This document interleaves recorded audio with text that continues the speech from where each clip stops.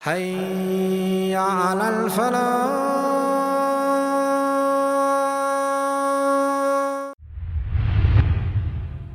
Make it a part of your day, young Muslim and old Muslim and male Muslim and female Muslim, in a time where sin has become pervasive and invasive in it, make a lot of istighfar.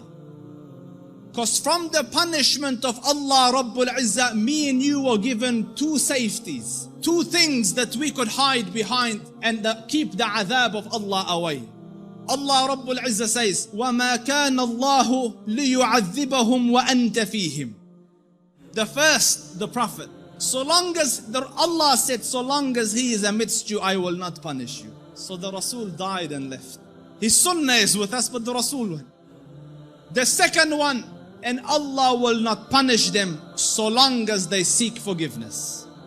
So the only salvation you have now is perpetual istighfar. The Rasul sallallahu alayhi wasallam says, I say more than 100 istighfar a day, and some say in a gathering. Busy yourselves with istighfar. Astaghfirullah al-azim. Oh Allah forgive me. Oh Allah forgive. Astaghfirullah. Make it a habit. And wallahi, Allah will open all the doors of goodness upon you. In the time of Hassan al-Basri, he was alim, zahid, taqiyyun, naqi, lillahi al-wali, min ash-shaytani bari, a righteous man. And he had students. So he was busy with them. And a man came and he said, Shaykh, I have problems. So he goes, what's your problem? So he goes, there's no rain in our land. Drought has come. Give me something to do. So he said, increase the saying of istighfar. So he thanked him and went. The other man came. Sheikh, poverty has struck us. There's no income, no money. So he said, say istighfar, increase the saying of istighfar. And his students are watching. Third person came, Sheikh, I can't have children. So increase the saying of istighfar. So the students look at the Sheikh, every person came with whatever sickness. You have one medication, just injecting everyone the same thing. What's going on? So the Sheikh said, it's from the Quran. فَقُلْتُ اسْتَغْفِرُوا رَبَّكُمْ إِنَّهُ كَانَ غَفَّارًا يُرْسِلِ السَّمَاءَ عَلَيْكُمْ مِدْرَارًا وَيُمْدِدْكُمْ بِأَمْوَالٍ وَبَنِينَ وَيَجْعَلْ لَكُمْ جَنَّاتٍ وَيَجْعَلْ لَكُمْ أَنْهَارًا.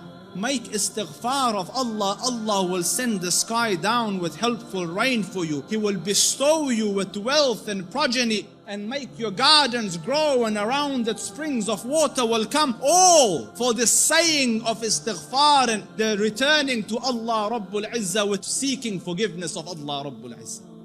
Make istighfar, Muslims. Amidst the scholars of the past, one of the famous ones is Ahmad Ibn Hanbal. They call him the Imam of Ahlul Sunnah.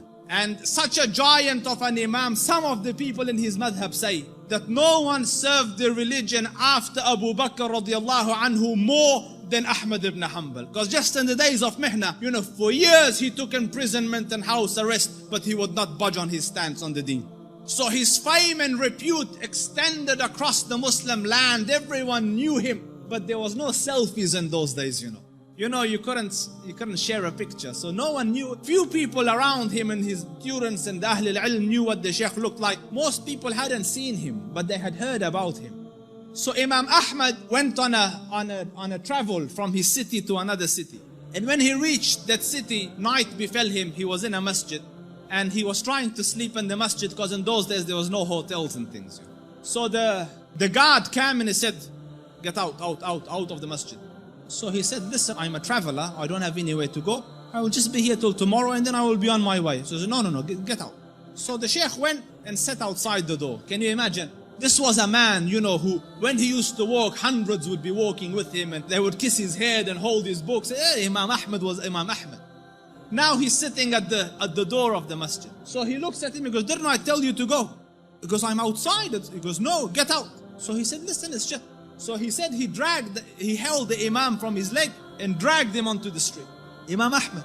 And the Shaykh, subhanallah, And when he's landed in the middle of the road, across the road was a baker, the one that makes bread. So the baker saw him and he goes, listen, he sees in him signs of piety and taqwa. So he goes, come here and sleep in my bakery, and I am making the dough all night and fixing the bread, because people will come at Fajr to buy, but you sleep here as I'm doing my work. So the Imam thanked him and went and laid down, but he's watching him, that every time he makes the dua, he says, Astaghfirullah, Astaghfirullah, Astaghfirullah. And as he's making Astaghfirullah, Astaghfirullah. So all night he saw this man, Istighfar, Istighfar, Istighfar. So he went to him, he goes, for how long have you been on this practice? For how long have you been practicing this? So he said, for a long time now. So he said, for how long? He said, for a long time. So he goes, have you seen any benefits?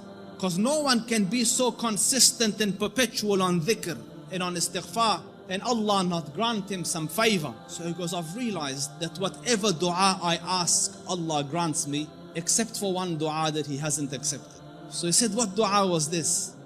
He said, I prayed that, Ya Rab, let me see Imam Ahmad Ibn Hanbal, and so far I haven't seen him. So the Shaykh said, he goes, Subhanallah, he dragged me by my feet to come into your bakery, simply cause, imagine, out of my city into his house, out of his house when I was refusing, dragged me by my feet so that I could come and answer to your dua. فقلت استغفروا ربكم إنه كان غفارا يرسل السماء عليكم مدرارا ويمددكم بأموال وبنين ويجعل لكم جنات ويجعل لكم أنهارا. My dear brothers, turn to Allah Rabbul Izzah. Wallahi, I don't say this as a nice to say, but all of the problems to all your answers is Allah Rabbul Izzah. Your refuge from every difficulty is Allah Rabbul Izzah. Turn to Him Wallahi, turn once to Allah Rabbul Izzah, and you will find your Lord more merciful and more accommodating and more accepting than the kindest of the kind.